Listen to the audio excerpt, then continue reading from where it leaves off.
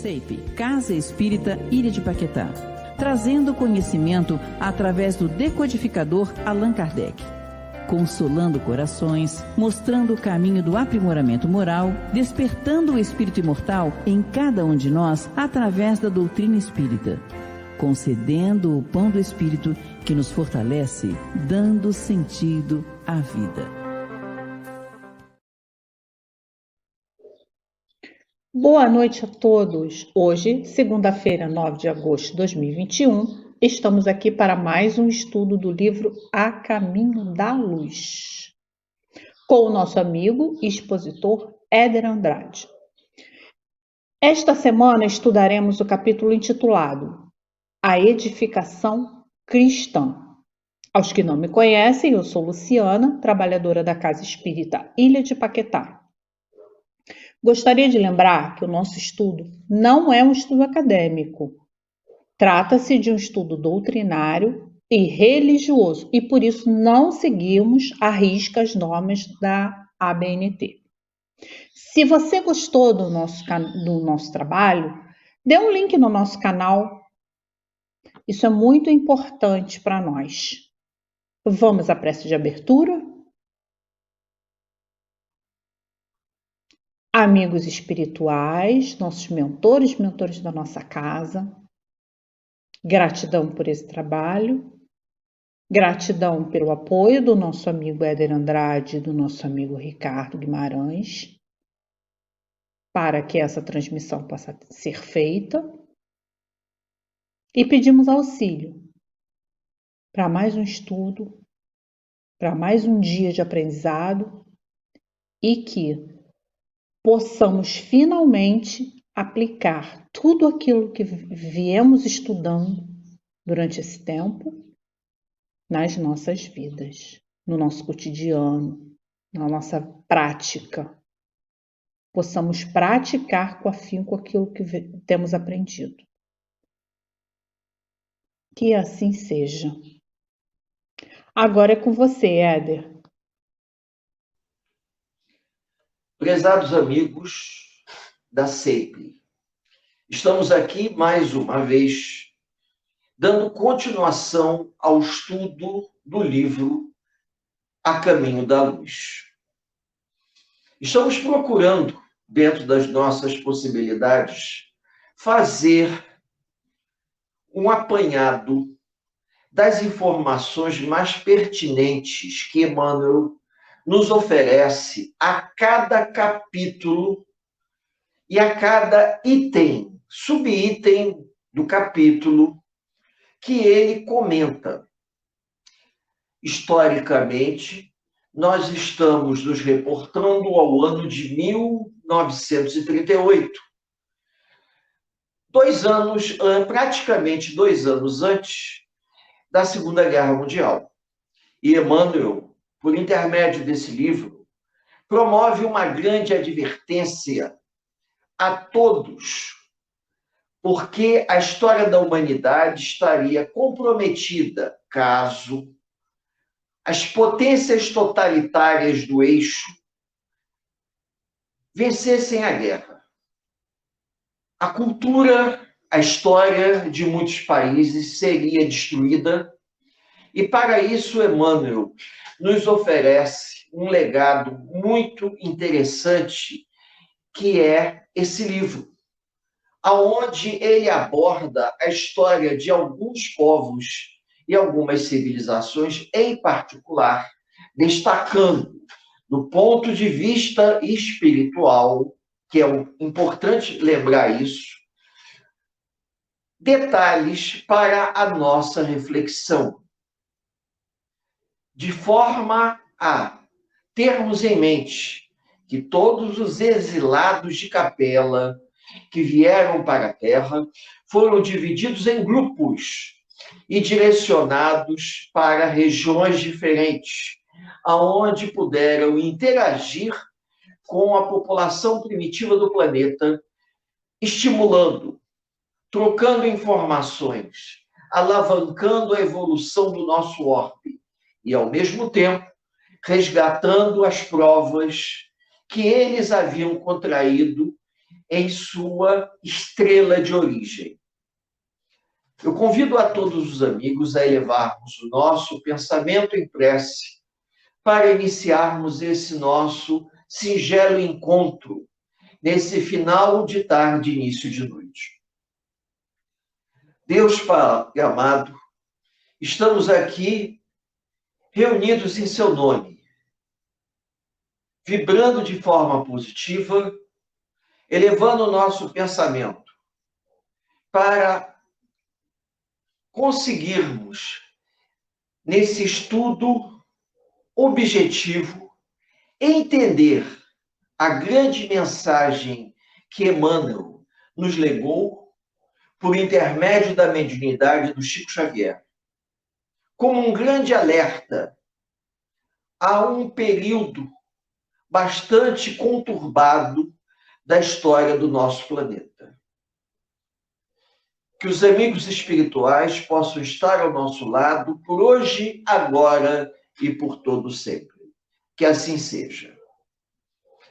Bom, então nós vamos começar. Eu vou pedir ao nosso companheiro Ricardo, que se encontra nos bastidores, que ele possa trazer para nós o primeiro slide, que é sempre um slide de advertência que nós colocamos, solicitando a todos que não reproduzam essas imagens, porque nós não temos nenhuma finalidade lucrativa e fazemos isso como um estudo, ou melhor, como uma forma de facilitar o estudo de todos, procurando, dentro das nossas possibilidades, sermos facilitadores da aprendizagem, para que os amigos possam melhor entender a mensagem espiritual que Emmanuel está nos legando.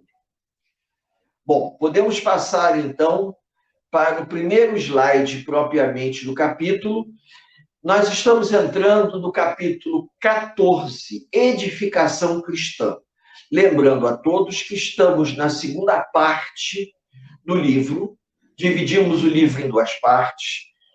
A primeira parte nós finalizamos e estamos entrando na segunda parte, falando sobre a edificação cristã ou sobre a propagação do cristianismo.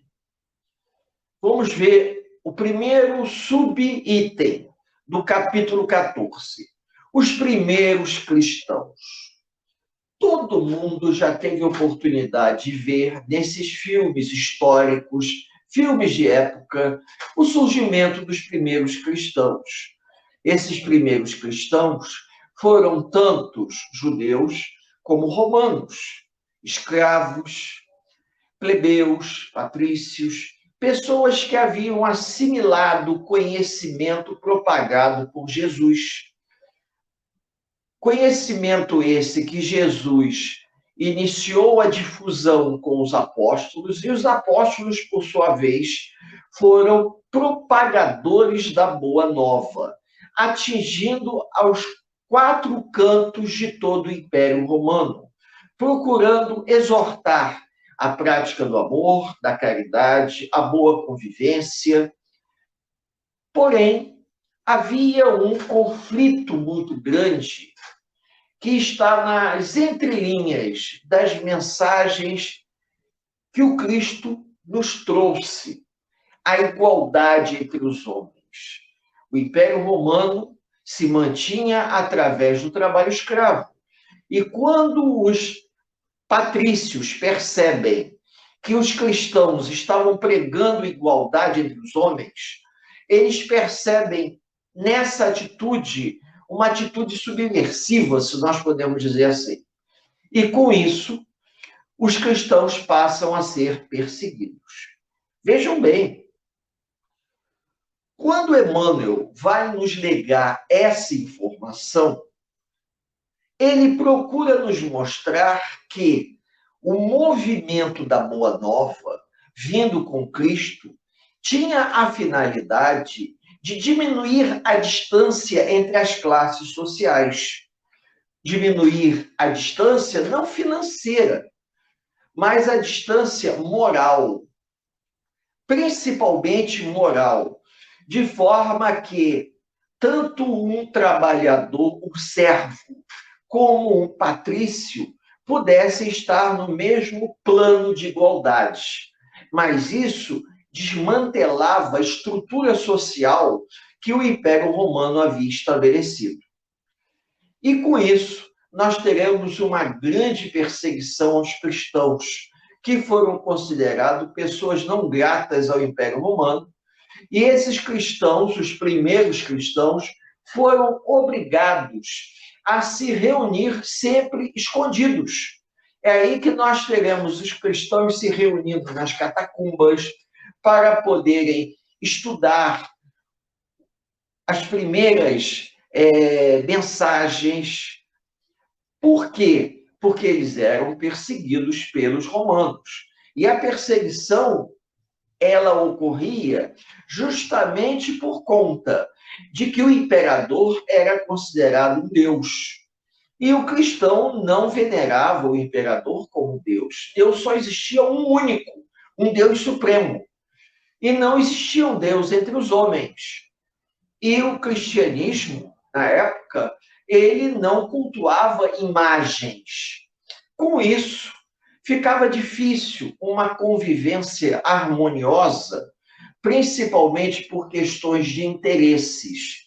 E os cristãos acabaram sendo, inicialmente, o Império Romano não se incomodou muito com o cristianismo.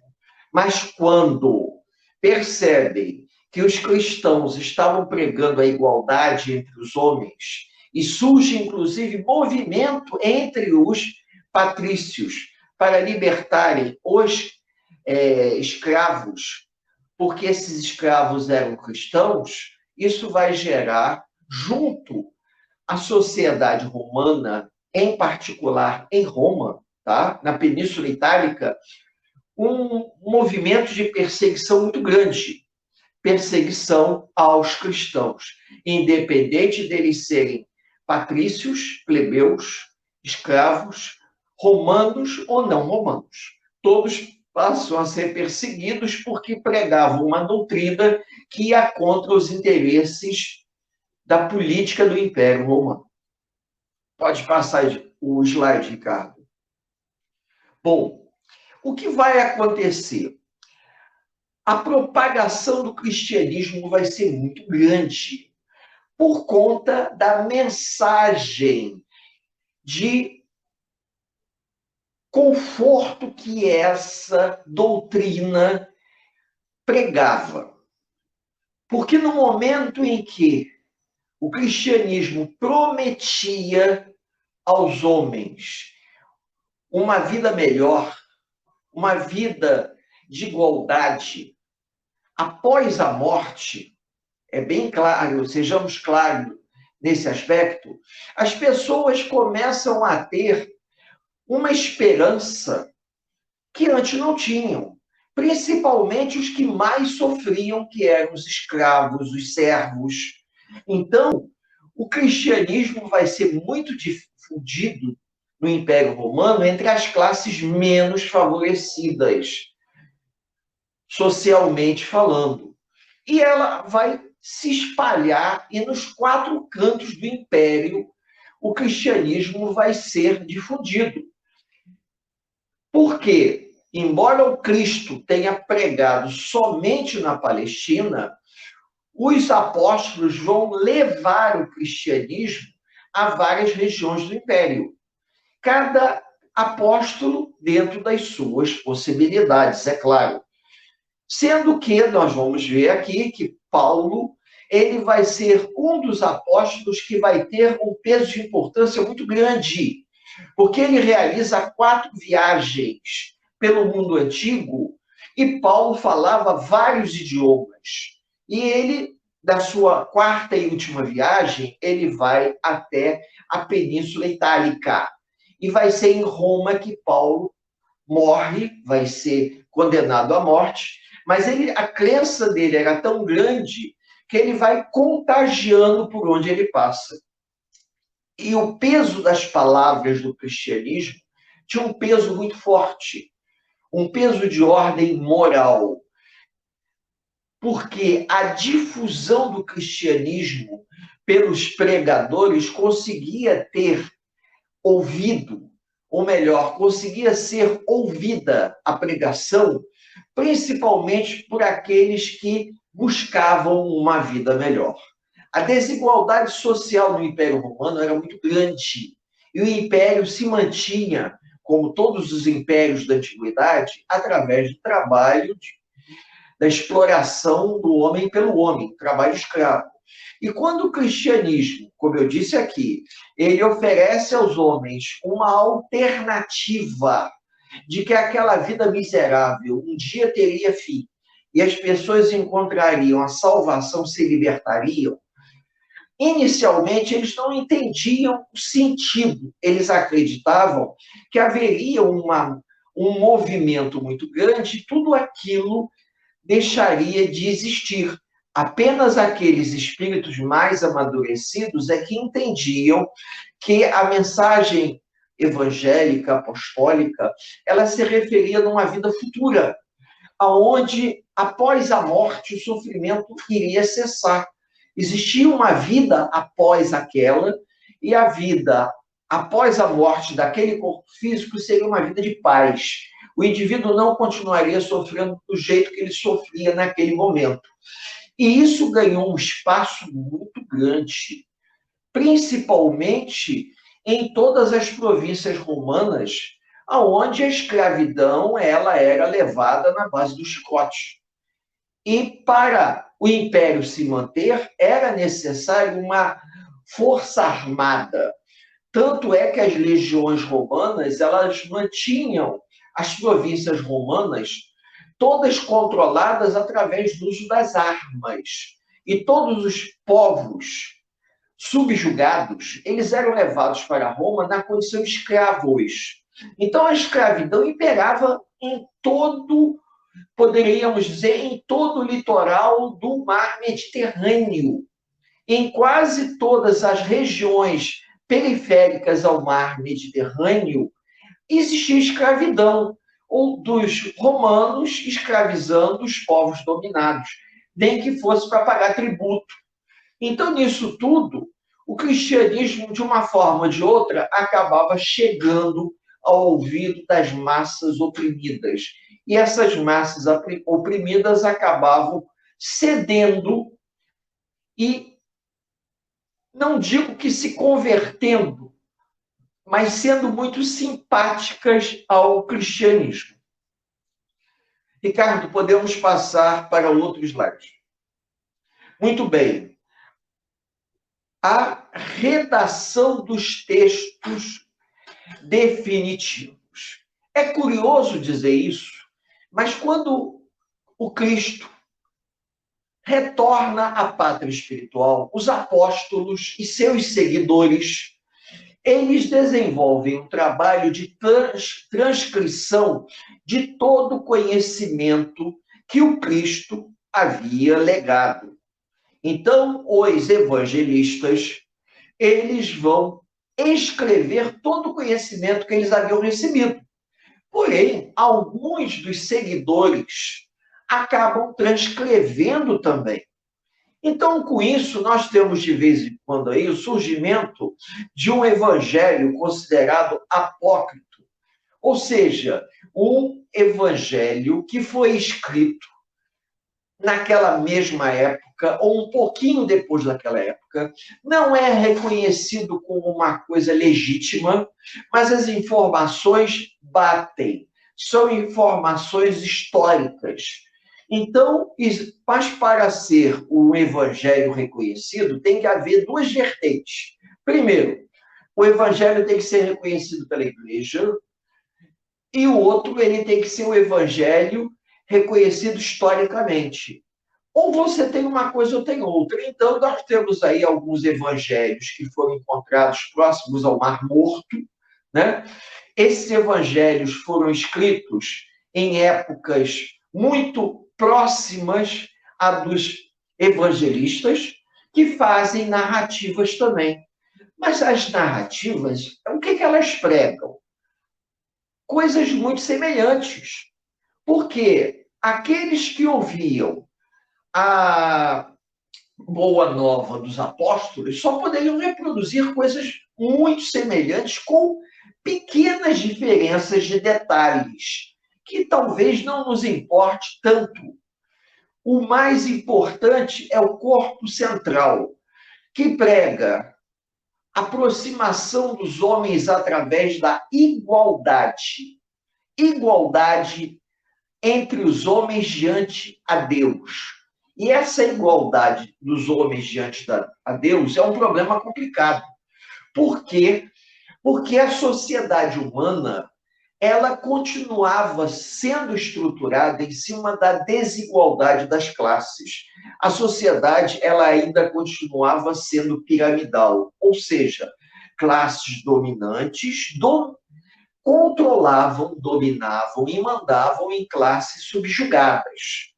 Com isso, nós vamos ter uma estrutura social aonde aqueles que governavam acabavam se impondo aos seus governados e não poderiam aceitar um tipo de religião que pregasse uma igualdade entre todos, até porque não conseguiam entender na essência a ideia dessa igualdade. Era uma igualdade de que natureza? Financeira? Não, não era.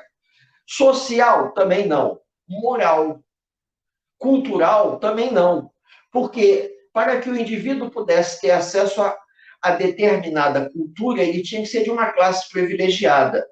E como a sociedade ela era dividida, dá a impressão até que nós estamos fazendo uma visão marxista, mas entre aqueles que comandavam a sociedade, entre aqueles que controlavam o poder e aqueles que trabalhavam produzindo o alimento, a sociedade ela vai se estruturar de uma maneira muito particular.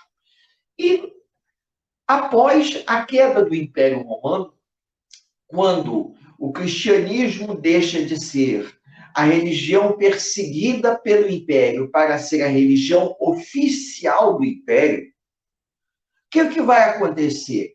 Aqueles que controlam o Império e utilizam o cristianismo como religião oficial vão utilizar o cristianismo como instrumento de conversão dos povos, como instrumento de controle das massas. Infelizmente, nós somos obrigados a dizer isso, até por uma má interpretação dos textos evangélicos. Por quê? O cristianismo, ele vinha com o objetivo de libertar o homem de um jugo, libertar o homem de uma visão que se estruturou ao longo de toda a Idade Antiga. Mas na passagem da Idade Antiga para a Idade Média, quando o cristianismo se torna a religião oficial do Império Romano, o poder passa da mão do imperador para a mão do governante religioso máximo, que é o Papa. E o Papa é visto como uma figura infalível. Só que esse Papa, esse governante religioso máximo, ele não tinha uma formação à altura. Ele era um administrador que administrava a igreja da mesma forma que o imperador administrava o império. E vai se utilizar da força para se impor, mesmo que o conhecimento que os apóstolos difundiram do império convidassem a todos a uma renovação, esse conhecimento agora nas mãos de uma nova leva, digamos assim, de governantes que interpretam mal o evangelho, acabam se estabelecendo no poder e utilizando o evangelho de acordo com os seus interesses particulares. Talvez a gente tenha a chance de ver isso quando, por exemplo, o Império Romano, já numa fase mais avançada, eles impõem a conversão das tribos bárbaras. As tribos bárbaras que nós estudamos aqui, trocamos ideia com os amigos, que eram tribos que cultuavam a natureza, cultuavam a árvore, cultuavam a pedra, por exemplo, essas tribos foram obrigadas a se converter ao cristianismo e pagarem tributos a Roma. Então, nós vamos ter aí uma má interpretação e uma inversão de valores. Uma inversão de valores muito grande, onde, por exemplo, o povo celta, que vivia no norte da Europa e que tinha uma autonomia, quando é dominado pelo Império Romano já cristianizado, é obrigado a aceitar o cristianismo por uma imposição. Então, o cristianismo, ele modifica a maneira dos homens pensarem muito pouco, mas os homens acabam, infelizmente, tirando proveito do próprio cristianismo a seu favor. Então, o cristianismo se torna a religião oficial do Império. Quem não fosse cristão era obrigado a se converter à força por causa dos interesses de um império cristianizado e de uma visão distorcida das passagens evangélicas. Tudo isso vai se dar ao longo do quê? Do final do Império Romano, do século III, século IV, século V, quando nós vamos ter o final da Idade Antiga e o início da Idade Média. Justamente quando o Império Romano estava sucumbindo à invasão das tribos bárbaras, sendo que muitas dessas tribos já tinham se tornado cristãs, mas acabam invadindo o próprio Império justamente para saquear as riquezas do Império. Vamos lá, Ricardo, passando para o próximo slide. Muito bem. A coisa chegou a um tal ponto, a distorção dos valores chegou a tal ponto, que, num determinado momento, o Cristo recorre a Paulo de Tarso para que ele pudesse melhor levar a sua palavra. Na estrada de Damasco, quando ele tem uma visão e o Cristo lhe aparece e diz a ele: Paulo, por que me persegues? Ou Saulo, né? Porque até num determinado momento ele adotava um nome. E ele cai do cavalo naquela visão em que o Cristo aparece e ele vai ter uma revelação que o compromisso espiritual dele veio à tona quando ele percebe que havia algo muito maior naquela visão e ele diz: Senhor, o que deseja que eu faça? E o Cristo pede a ele que ele procure Ananias, porque Ananias vai orientá-lo. E a partir daquele momento, Paulo se torna um dos maiores divulgadores do evangelho fora da Palestina. Por quê? Porque os apóstolos, embora tivessem mediunidade, e naquele famoso episódio em que os apóstolos falam várias línguas, ocorre o fenômeno da xenoglossia, que é conhecido na Bíblia como Pentecostes, e os apóstolos falam vários idiomas diferentes. Ali ocorre um fenômeno mediúnico. Mas os apóstolos eram homens simples, eram pescador, carpinteiro, pedreiro.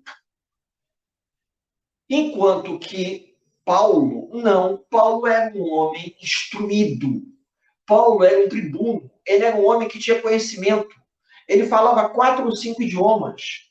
Então, nessa figurinha aqui ao meio, nós temos 3 figuras aí. A primeira é a figura simbólica, quando Paulo cai do cavalo e tem a revelação na estrada de Damasco. A figura do meio, nós vamos ter as viagens de Paulo. Foram 4 grandes viagens que Paulo fez, percorrendo pela região que hoje nós conhecemos como Turquia, pela Grécia, pela Macedônia, pelas ilhas da Grécia, e a última viagem indo até a Península Itálica. E, por último, Paulo estudando e fazendo as suas famosas cartas, em que ele enviava justamente para os locais aonde haviam surgido as igrejas cristãs, orientando, sugerindo uma palavra de estímulo, que a gente hoje estuda as famosas cartas de Paulo aos Coríntios, né? Por exemplo. Então, a vantagem de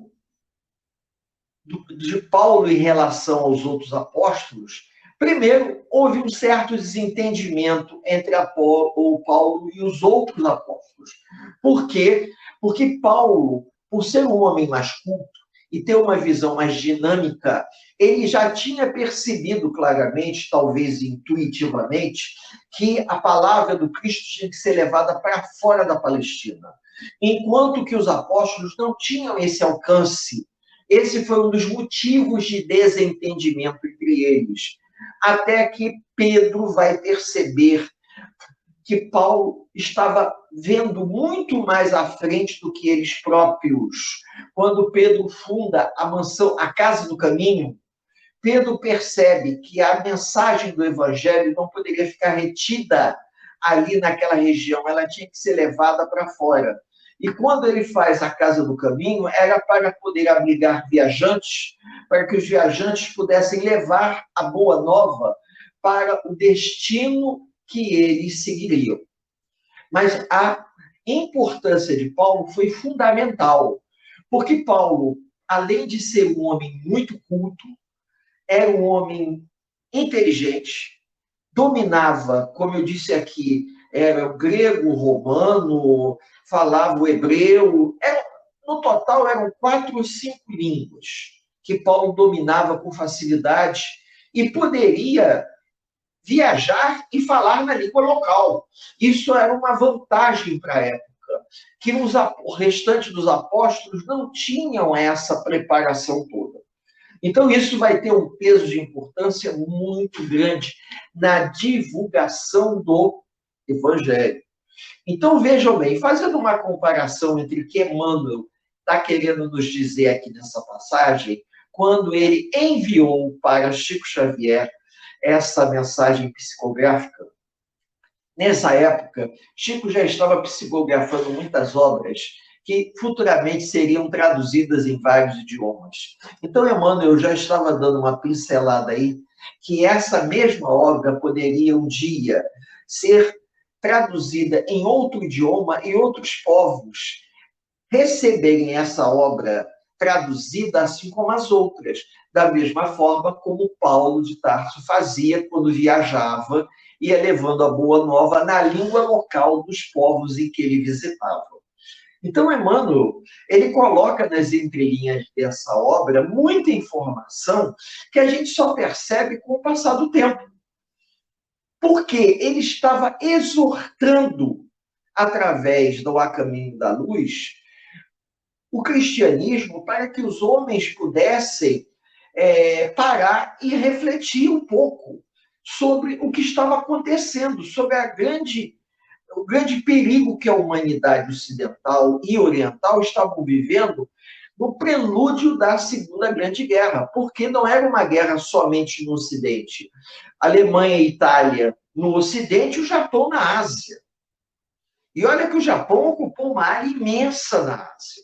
Então, isso tudo era como um aviso, como, digamos, Emmanuel estava tentando exortar a todos a uma profunda reflexão do que a humanidade estava prestes a passar e que a humanidade não teria alcance de compreensão para tamanho estrago que poderia vir a acontecer caso as pessoas não se dessem conta do que o autoritarismo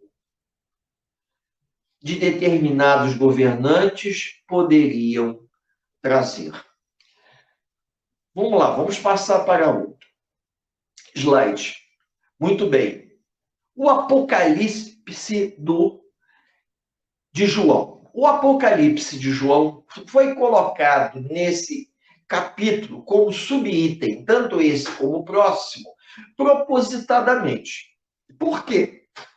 Porque é justamente sobre o Apocalipse que Emmanuel começa a acenar para todos aqueles que estavam lendo essa obra em 1938. Quando João, o espírito de João, em desdobramento, é levado até o Cristo, que lhe mostra o que estava prestes a acontecer com a humanidade nos séculos futuros. Porém, João não tinha alcance de entendimento, tá, para perceber na essência o que o Cristo estava querendo dizer.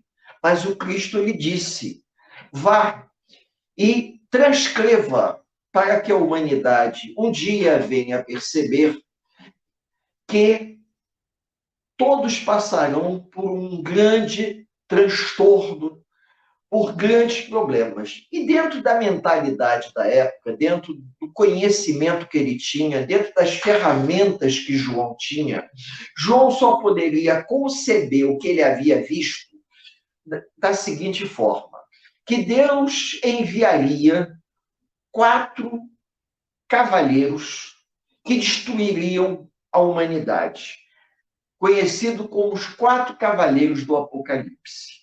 Esses 4 cavaleiros do Apocalipse eram a guerra, os incêndios, a fome e a peste. Esses 4 cavaleiros, eles assolariam a humanidade num intervalo de tempo que ele não conseguia prever. Mas ele sabia que o dia que esses 4 cavaleiros do Apocalipse viessem à Terra, seria um grande caos. Ou seja, a combinação desses 4 elementos: a guerra, a fome, as doenças e os incêndios. E, curiosamente, nós teremos na história da humanidade esses 4 elementos combinados acontecendo. Vão acontecer na Idade Média, no final da Idade Média, bem no meio da Idade Média, do século XIII para o século XIV para o século XV, melhor, tá? Nós vamos ter, quando nós teremos a Guerra dos 100 Anos, a peste negra, a fome dizimando boa parte da Europa, os camponeses ensandecidos botando fogo nos castelos dos nobres. Isso foi quando? O século XIV. Então, tanto é que, nesse momento, os homens da igreja, com um pouco mais de conhecimento, viram a profecia do Apocalipse de João, aonde o mundo estava chegando o dia do juízo final. Isso tudo foi escrito, né, na história antiga, para que servisse de alerta à humanidade. Mesmo assim, não foi o suficiente para servir de alerta. E por isso que Emmanuel resolveu colocar essa passagem no livro A Caminho da Luz, justamente acenando para a possibilidade da guerra, consequentemente a fome, as doenças e o incêndio provocado pelos bombardeios pela guerra. Então, a combinação esses 4 elementos nos anos que estavam por vir, 1939 até 1945, foi muito grande. Muito grande. Então, qualquer indivíduo muito religioso que interpretasse esses textos bíblicos na época, veria como o dia do juízo final. Seria o Apocalipse de João. E, na verdade, o que o Cristo mostrou ao profeta João lá atrás, né?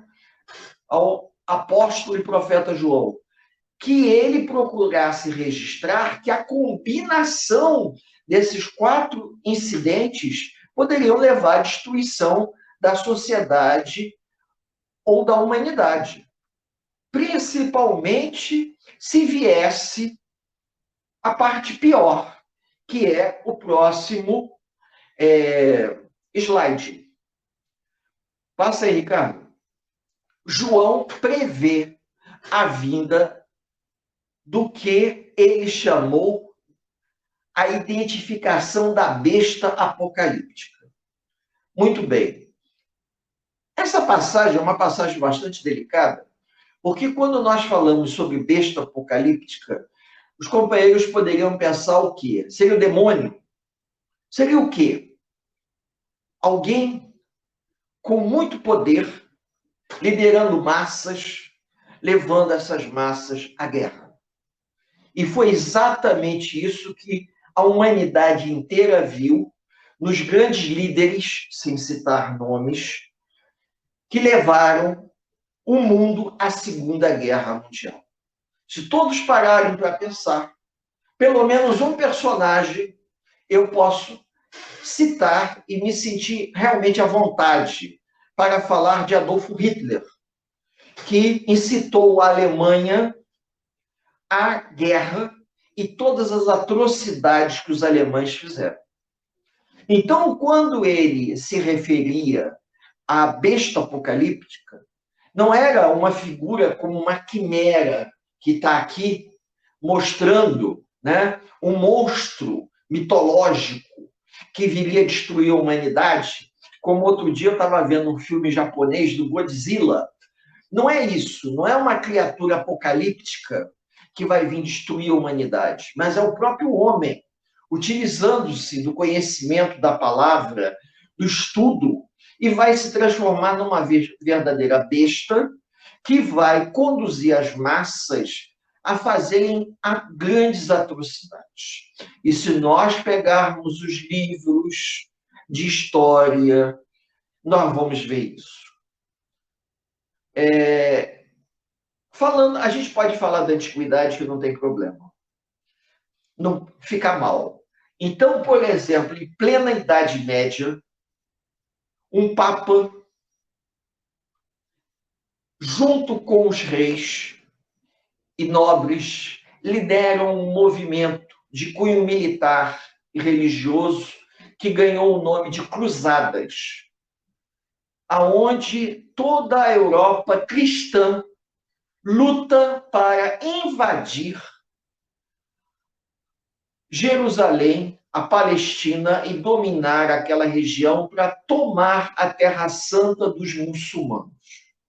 Na verdade, o grande interesse era o interesse comercial, por conta do entroncamento das caravanas entre Ocidente e Oriente.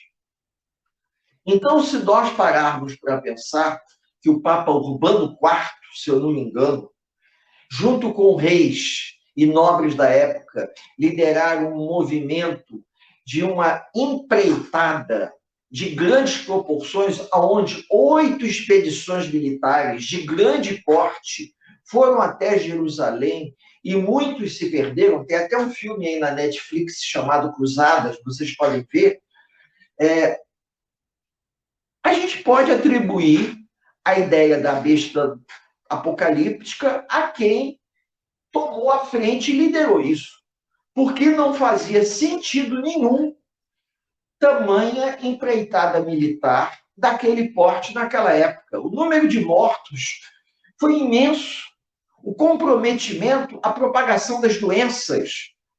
Agora, infelizmente, a gente observa claramente que os interesses escusos dos homens os transformam, muitas das vezes, no que há de pior. E aí a gente vê que a humanidade se transforma naquilo que ela gostaria de evitar, porque ela não se evangelizou o suficiente. Não importa que matemática o indivíduo use, pode utilizar o número da besta, 666, pode usar qualquer numeração aí, cabalística qualquer. O que pesa são as atitudes dos homens. Chico Xavier disse uma coisa para nós nunca esquecermos. Não importa qual a religião que você frequente, e assista. O que importa são as suas atitudes em prol do bem.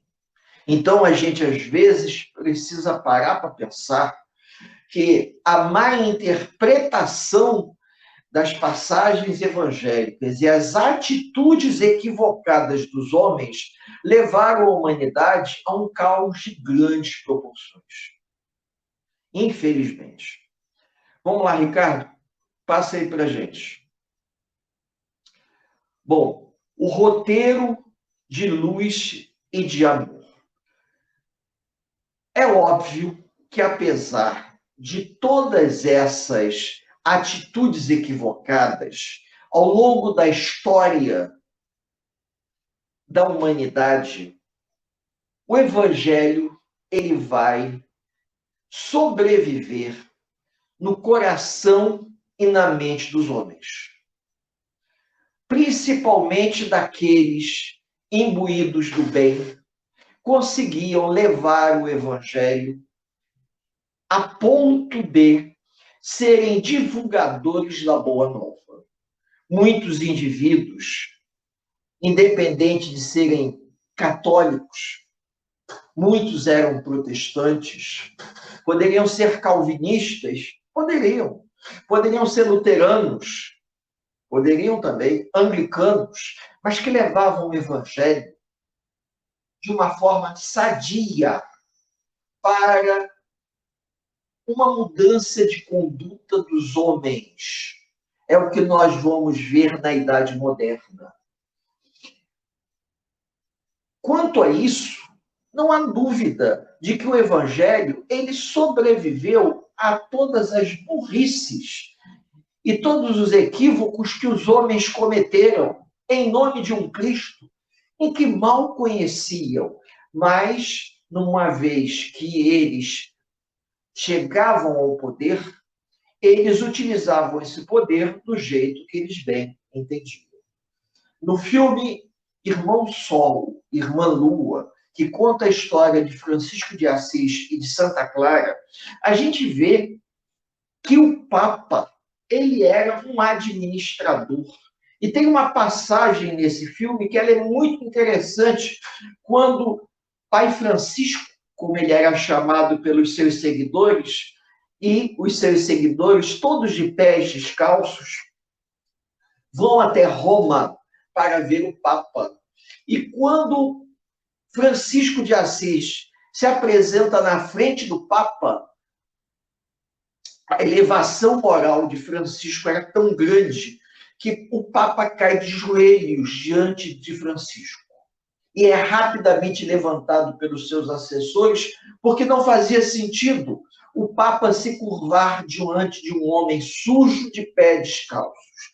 Mas a elevação moral de Francisco era tão grande que vai fazer com que o Papa não consiga se manter sob suas próprias pernas. Assim, o Evangelho vai ser levado adiante pelos seguidores que promoviam a Boa Nova, sensibilizando os corações e passando de geração a geração, através, digamos, de uma história oral, porque boa parte da humanidade não sabia ler e escrever. Então, se as pessoas não sabiam ler e escrever, como é que elas conseguiam assimilar o conhecimento? Através da transmissão oral. Iam à missa, rezavam a missa em latim, muitos não sabiam ler latim e nem entendiam latim, e olha que as missas só passaram a ser rezadas na língua local há coisa de um século.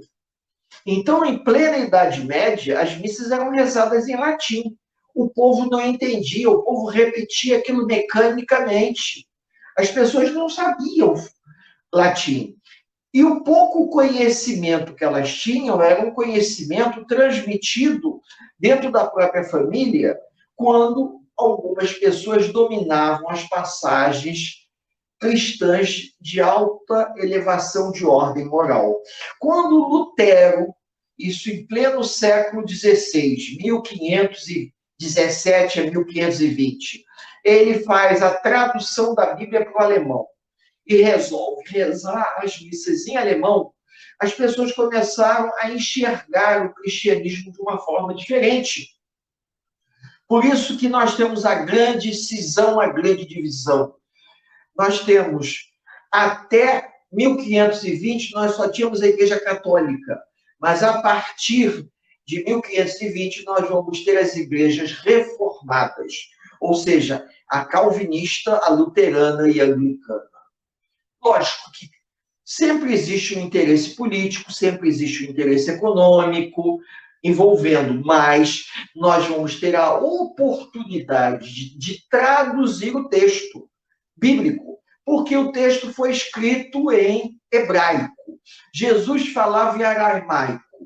Os apóstolos escreveram em hebraico, depois foi traduzido para o grego, depois passou para o romano, né? Para o latim. Os povos, muitos poucos, tinham contato com a língua. Falavam o latim, mas não sabiam ler o latim. É diferente. Então, as pessoas falavam, compreendiam, mas não podiam ler a Bíblia.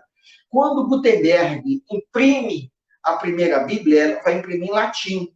A Bíblia era tão cara que só tinha acesso às pessoas ricas, os bispos, o Papa, os reis, os grandes nobres. O povo não tinha acesso à Bíblia.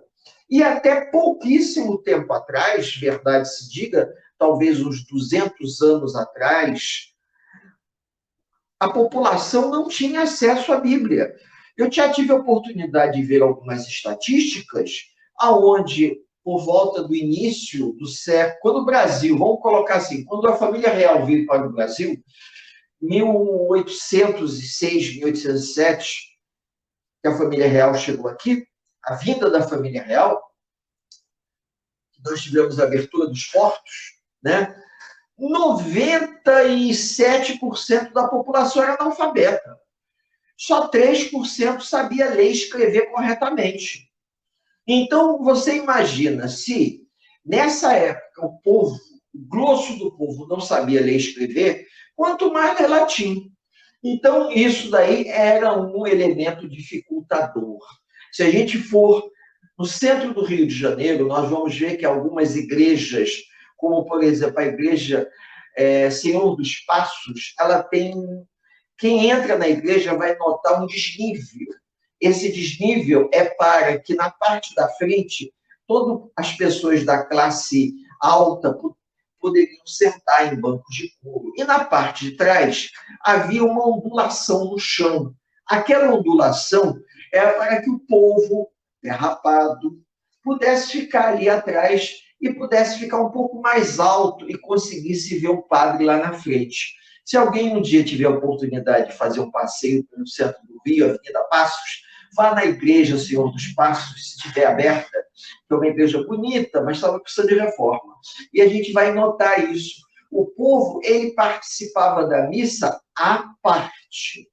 Somente as pessoas, as classes privilegiadas, é que tinham acesso ao conhecimento. Então, esse conhecimento foi negado durante tanto tempo. E quando Allan Kardec quando Allan Kardec ele organizou o Pentateuco, e o Pentateuco veio para o Brasil e foi traduzido para o português, ainda assim ele era de acesso privilegiado a uma minoria. Ou seja, a codificação espírita formada no Livro dos Espíritos, Evangelho, Livro dos Médiuns, Céu, Inferno e Gênese, só passaram a ser de maior acesso para a população com a proclamação da República, quando, na proclamação da República, entre as normas, foi baixada uma que todos os livros que circulavam no país em língua estrangeira deveriam ser traduzidos para o português e editados. Isso foi uma oportunidade fantástica, porque Allan Kardec ele vai desencarnar em 1869. Se eu não me engano, Bezerra de Menezes ele vai ter acesso ao Livro dos Espíritos por volta de 1886, algo assim, me perdoem se eu estiver errado. Já traduzido por um amigo dele que traduziu, que era médico. O que vai acontecer? Mas ainda, as traduções, elas eram traduções acanhadas, batidas à máquina. Você não tinha traduções em larga escala para ser vendida em livraria. Mas com a proclamação da República, já a partir de 1891 em diante, aí as tiragens começaram. Então, isso é que garantiu o acesso ao conhecimento. Hoje, quando um jovem entra na internet para poder estudar, ler, ele não tem ideia da oportunidade que ele está tendo e provavelmente sua tataravó não teve, porque não existia acesso a livros. Os livros eram caros, eram editados em reduzida quantidade, e era difícil se conseguir. Eu já tive a oportunidade de ver uma reportagem onde Chico Xavier comprava todos os livros que ele levava para o Centro Espírita Luiz Gonzaga, tá? Lá em Pedro Leopoldo, pelo correio. Porque não havia como você trazer os livros para serem vendidos na cidade. Os livros eram editados no Rio de Janeiro, iam para Belo Horizonte, e o Chico comprava por reembolso postal. Tá bom? Eu agradeço aos amigos a paciência, a boa vontade. Hoje, a mensagem principal foi a divulgação do Evangelho por intermédio dos principais representantes do Cristo, que foram os apóstolos, que foi Pedro, que foi João, Paulo, o apóstolo, que ele divulga o Evangelho nas suas viagens. Pedro, que funda a Casa do Caminho. João, que vai ter a visão inspirada pelo Cristo para poder nos deixar o texto do Apocalipse. Justamente para que todo esse conhecimento servisse de orientação, de estímulo a todos nós, para que hoje a gente pudesse estar conversando um pouquinho. E que Emmanuel, de uma forma brilhante, passou para Chico Xavier, um pouco antes da Segunda Guerra Mundial, como um grande grito de alerta. Tomem cuidado, pois vocês poderão destruir a humanidade que levou tanto tempo para ser edificada por intermédio de espíritos que vieram de outros orbes, e também do grande esforço das civilizações do passado. Convido aos amigos para elevarmos o nosso pensamento em prece, para podermos agradecer a Deus esse nosso singelo encontro. Deus Pai amado, obrigado pela oportunidade de estarmos aqui nessa troca de conhecimento. Eu aprendo quando estudo para compartilhar com os amigos, na esperança que esse conhecimento seja útil a alguém em algum lugar. Desejando a todos os companheiros uma noite de paz e uma noite de luz. Que Jesus nos abençoe por hoje, agora e por todo sempre. Que assim seja. Agradecemos ao nosso amigo Éder Andrade pelo estudo. Retornaremos no dia 23 de agosto, não perca, com um capítulo novo. Nosso estudo acontece de 15 em 15 dias. Se você gostou do nosso trabalho, tenha acompanhado os nossos estudos, se inscreva no nosso canal. Acione o sininho para você receber as nossas notificações. Tem sempre coisas novas. Obrigada. A Casa Espírita Ilha de Paquetá, CEIP, agradece a presença de todos. Deseja que tenhamos uma excelente noite de sono reparador, com descanso do corpo físico. E que nosso espírito possa emancipar-se em missão de trabalho no bem ou em estudos em esferas espirituais mais elevadas. Se você gosta do nosso trabalho, inscreva-se no canal, dê seu like e compartilhe com amigos para que mais e mais pessoas possam ter acesso à nossa doutrina consoladora. Divulgar o Espiritismo também é caridade. Fique com Deus e que a paz de Jesus vos guie.